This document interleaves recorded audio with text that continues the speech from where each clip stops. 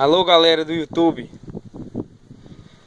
fazendo esse pequeno vídeo aqui para tirar uma dúvida com vocês aí. Se vocês descobriram o que é, por favor, fazer um para mim entender.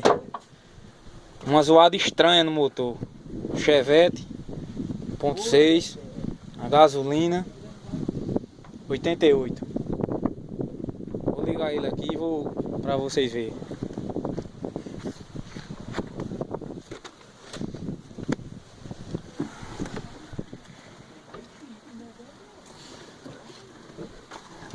Eita danado.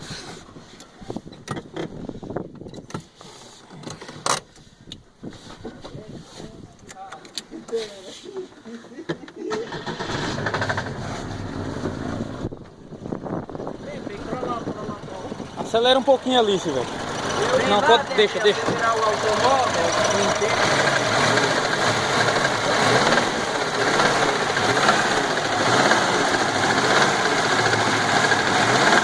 Não precisa não.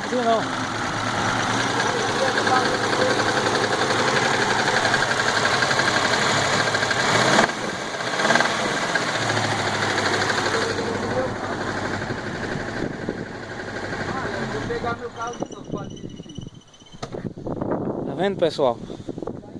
Se alguém descobrir o que é isso, favor de deixar, de fazer outro vídeo aí pra me ajudar. Valeu!